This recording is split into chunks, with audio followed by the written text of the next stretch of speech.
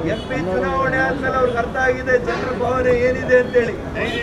ಹಾಗಾಗಿ ಅನ್ನೋ ಭಯದಿಂದ ಎಲ್ಲ ಚುನಾವಣೆಗಳನ್ನ ಮುಂದೆ ಆಗ್ತಾ ಇದ್ದಾರೆ. ಹಾಗಾಗಿ ಡೈರಿ ಚುನಾವಣೆಯನ್ನ ಮುಂದಕ್ಕೆ ಹಾಕಿದ್ದಾರೆ.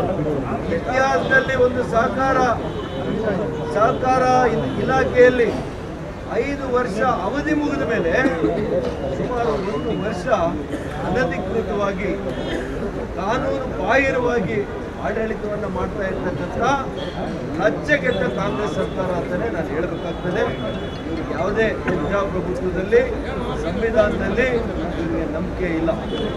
ಹಾಗಾಗಿ ನಾನು ಮತ್ತೊಮ್ಮೆ ಎರಡೂ ಪಕ್ಷದ ಮತ್ತು ವಿಶೇಷವಾಗಿ ಇವತ್ತು ರಾಜಕಾರಣದಲ್ಲಿ ನಮ್ಮೆಲ್ಲರಿಗೂ ನನ್ನನ್ನು ಸೇರಿ ಇವತ್ತು ಆದರ್ಶವಾಗಿರ್ತಕ್ಕಂಥ ನಮ್ಮ ತಂದೆಯವರು ಶ್ರೀ ಕೇಶವ ರೆಡ್ಡಿ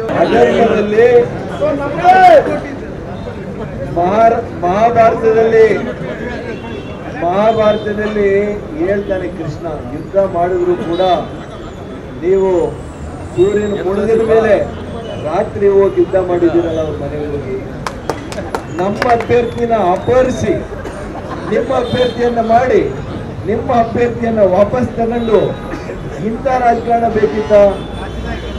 ಅದು ಕೂಡ ಒಬ್ಬ ಮಾಜಿ ಶಾಸಕರು ಇದನ್ನ ಪ್ರತಿಷ್ಠೆಯಾಗಿ ತಗೊಂಡಿದ್ರು.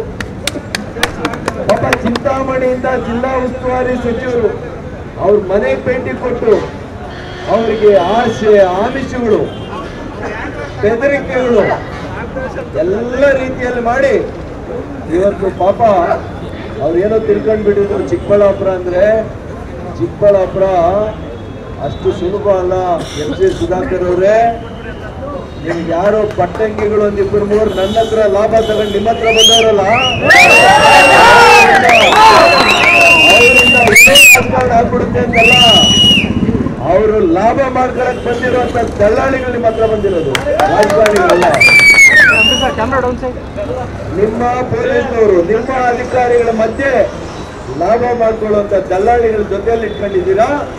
ಜೋಪಾನ ಅಂತ ನಿಮಗೂ ಕೂಡ ಕಿವಿ ಮಾತು ಹೇಳಲಿಕ್ಕೆ ಬಯಸ್ತೇನೆ. ಇವತ್ತು ಟೊಳ್ಳು ಹೊಟ್ಟೋಗ್ತಾ ಇದೆ, ಹೊಟ್ಟೋಗ್ಲಿ. ಇನ್ನ ನಮ್ಮ 2 ಪಕ್ಷಗಳಲ್ಲಿ ಏನಾದ್ರೂ ಟೊಳ್ಳು ಇನ್ನೂ ಮಿಕ್ಕಿದ್ರೆ ಹೊಟ್ಟೋಗ್ಲಿ, ಗಟ್ಟಿ ಮಾತ್ರ ನಮ್ಮ ಜೊತೆಯಲ್ಲಿ